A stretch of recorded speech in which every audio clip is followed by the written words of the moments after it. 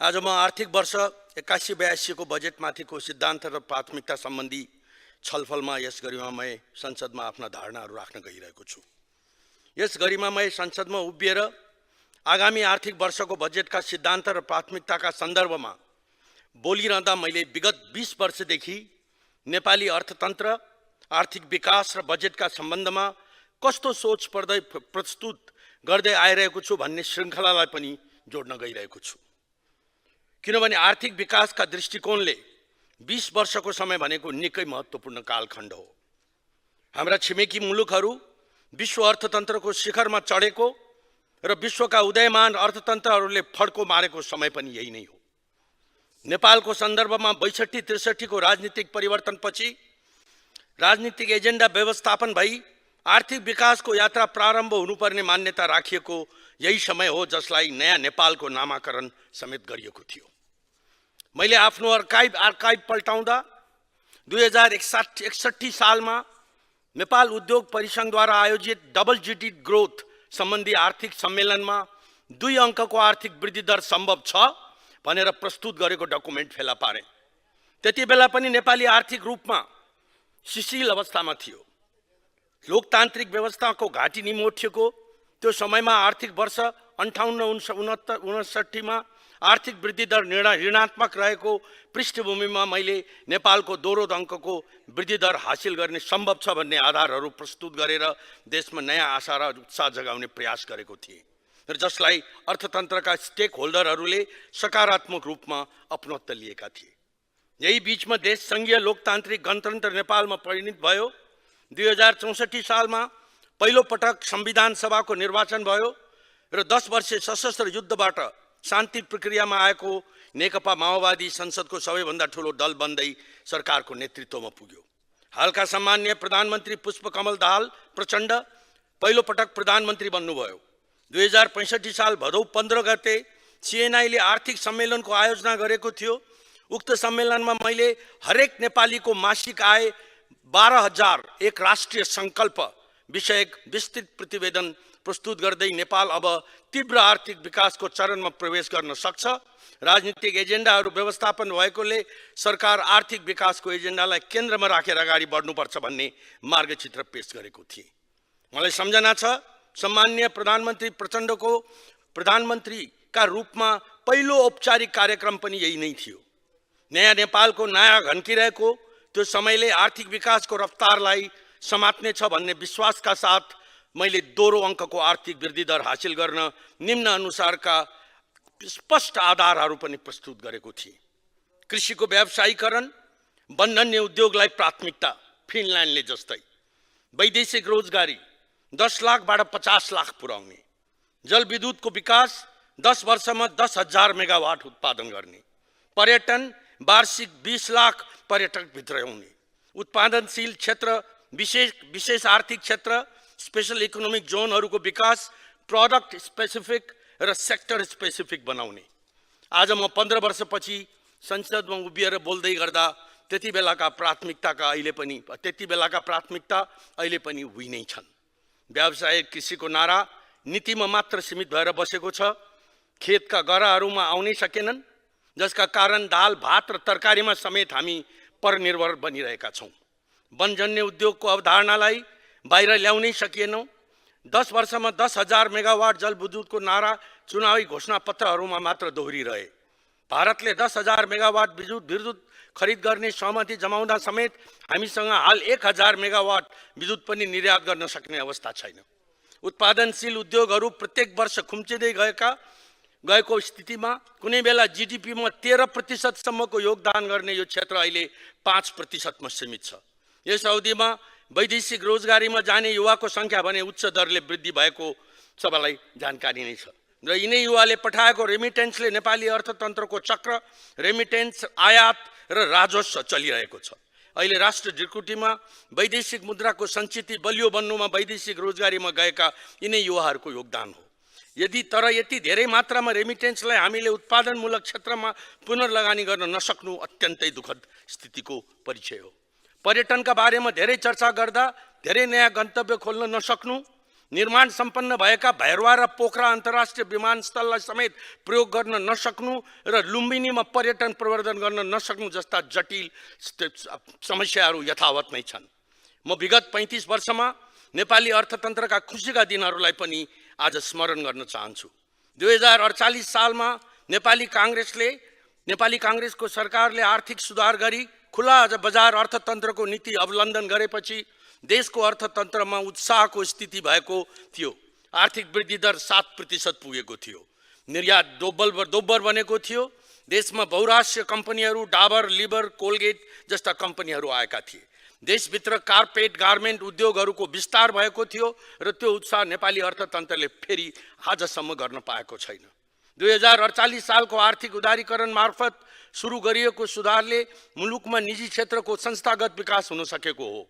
सोही नीतिको फलस्वरूप मुलुकमा दूरसञ्चार, बैंक तथा वित्तीय क्षेत्र, हस्पिटालिटी, यातायात तथा हवाई उड्डयन, सूचना प्रविधि, शिक्षा र स्वास्थ्य क्षेत्रले ठुलो फड्को मारेको हो।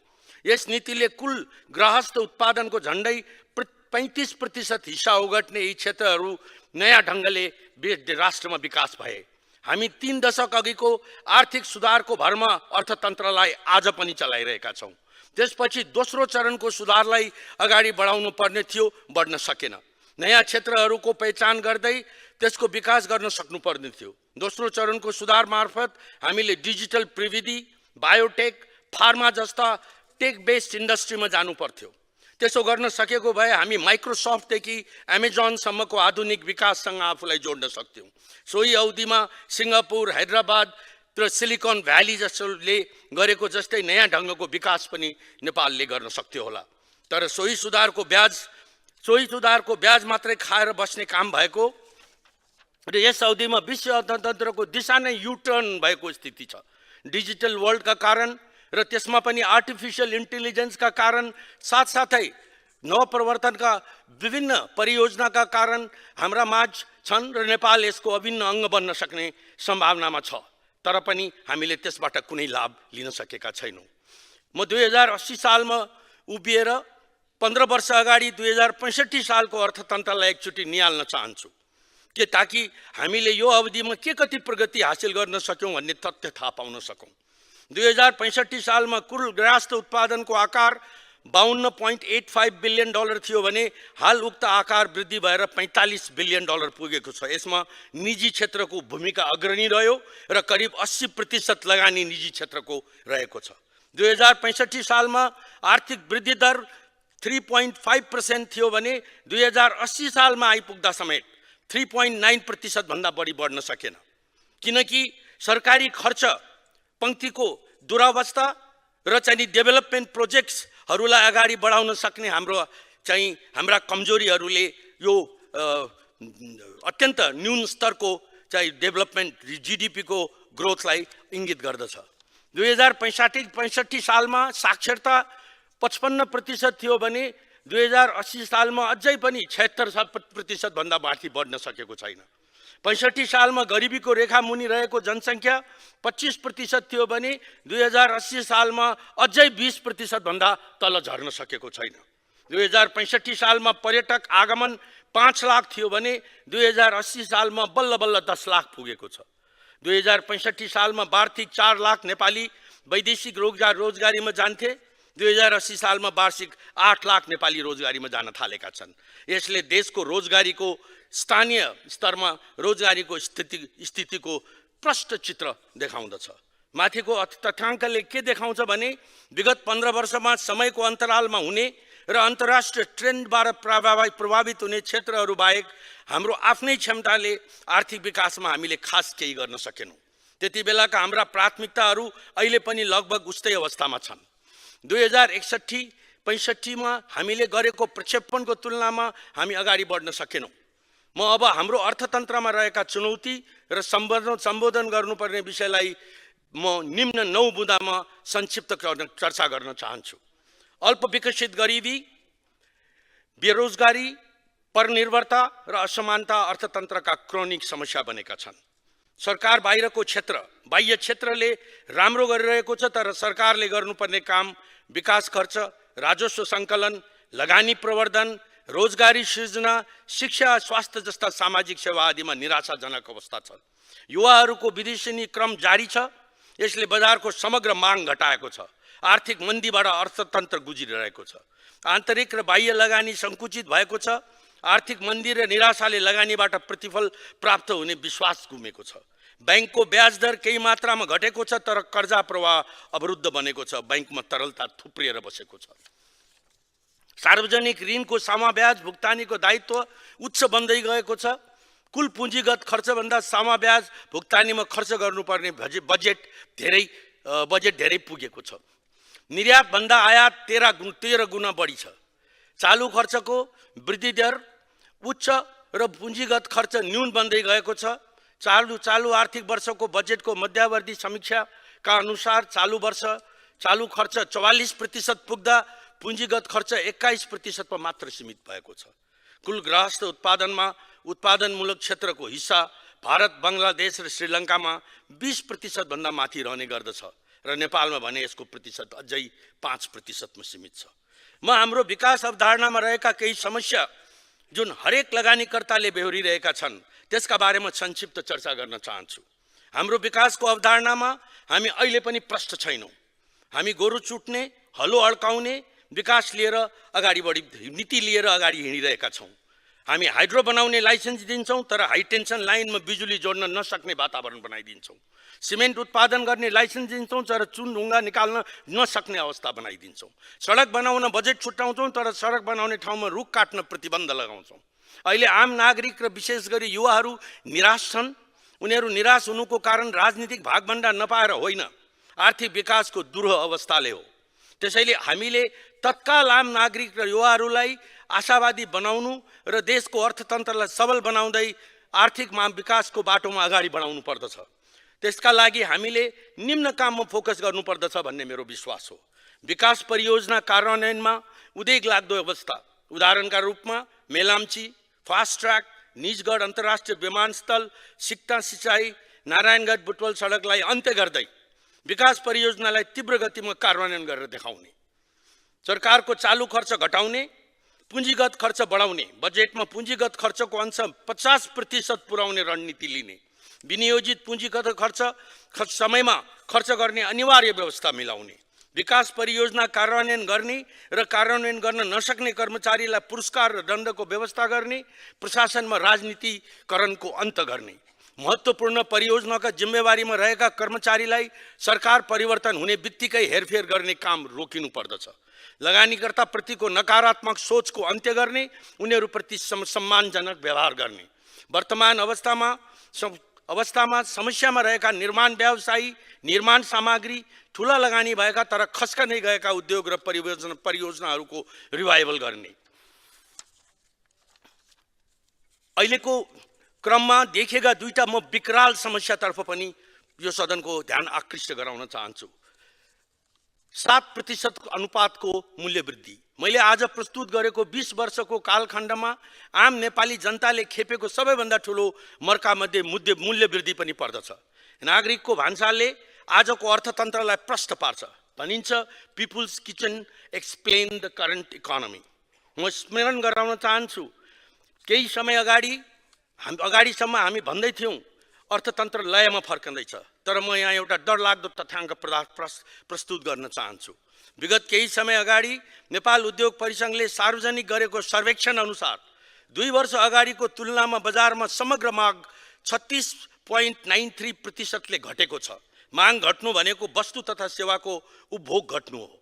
सोही अध्ययन प्रतिवेदन अनुसार नेपालमा 52.32% ले उद्योगीले नयाँ लगानीका योजनाहरू स्थगित गरेका छन्।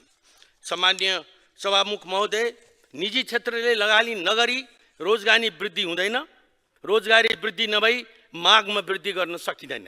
अर्थतन्त्रको चुरो विषयलाई हामी सबैले किन बुझ्न हिचकिचाइरहेका छौँ? हामी समस्याग्रस्त मात्रै होइन, विविध आरोह र अवरोहका बीच हामीले केही क्षेत्रमा प्रगति हासिल गरेका छौँ, केही क्षेत्रमा सम्भावनाहरू चाहिँ पहिचान भएका छन् र केही क्षेत्रमा हामीले थोरै प्रयत्नबाट पनि ठुलो फड्को मार्न सक्ने सम्भावनाका क्षतिहरू देखा परेका छन्। सर्वप्रथम म हाम्रा आँखा अगाडिका सम्भावनाहरूका बारेमा म चाहिँ चर्चा गर्न चाहन्छु। स्थानीय सरकारहरूको क्षेत्र पहिचान, यो हामीमध्ये थोरैले पहिचान गरेको क्षेत्र हो भन्ने मलाई लाग्दछ। स्थानीय सरकारहरू संहिताका सबैभन्दा उज्याला पक्षहरू हुन्। कुनै एउटा निकायलाई स्वायत्त अधिकार दिँदा कसरी उसैले राम्रो काम गर्न सक्दछ भन्ने उदाहरण पनि उनी हुन्। विगत 7 वर्षको स्थानीय सरकारको अभ्यासबाट नेपालका लगभग सबै स्थानीय सरकारहरूले अब कुन क्षेत्रमा कुन प्रकारको पुँजी, जस्तै भौतिक पुँजी, मानव पुँजी, सामाजिक पुँजीमा लगानी गर्दा कुन नयाँ क्षेत्रमा केन्द्रित हुँदा आर्थिक संरचनामा नै आमूल परिवर्तन गर्न सकिन्छ भन्नेमा धेरै अनुभवजन्य ज्ञान प्राप्त गरेका छन्। जब म मेरो निर्वाचन क्षेत्र जान्छु, पालिकाका प्रमुखहरू आफ्नो पालिकालाई कसरी विकसित गर्न सकिन्छ भन्ने बारेमा धेरै नै प्रष्ट भएको पाउँछु। अहिले स्थानीय सरकारले खेपिरहेको बजेट अभावलाई अन्त गर्नुपर्दछ। विकास परियोजनामा साधारण खर्चमै सिलिङ तोक्ने र त्यस्ता परियोजनाको निर्माण स्थानीय तहलाई हस्तान्तरण गर्नुपर्दछ। नेपाल आजको मितिमा अमेरिकामा विदेशी विद्यार्थी पठाउने देशमा 12औं नम्बरमा पर्दछ। त्यसैगरी हाम्रा युवाहरूले अन्य धेरै विकसित देशहरूमा पनि उच्चशिक्षा हासिल गरिरहेका छन्। उनीहरूलाई देश फर्काउन सकियो भने नवीनतम सोचका साथ उद्यमशीलता विकासमा ठुलो फड्को मार्न सकिन्छ। तर हामीले हाम्रा विद्यार्थीहरूलाई नेपालमै वर्ल्ड क्लास एजुकेसनको व्यवस्था मिलाउनेतर्फ ध्यान दिनुपर्छ। विश्वका नाम चलेका विश्वविद्यालयलाई उनीहरूको सहकार्यमा नेपालमा नै ल्याउन सकियो भने नेपाललाई शैक्षिक हब बनाउन सकिन्छ।